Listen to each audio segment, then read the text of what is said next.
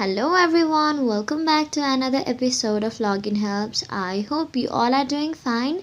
I'm back with another tutorial video which will guide you to install Google Calendar in your Android device.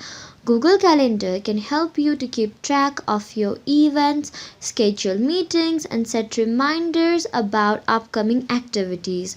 Frankly, it is a must-have application for managing personal as well as professional schedules. You can easily share your schedules with others and create multiple calendars that you and your team can use together.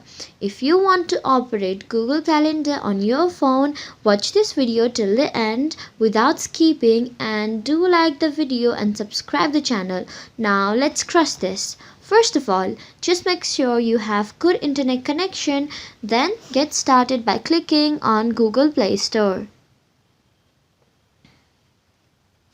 Tap on the search box and type Google Calendar onto it. Then instantly this screen will appear on your device. Then tap on the install button, which is on the right corner of your phone. Downloading might take some time if you have a poor internet connection, but keep some patience.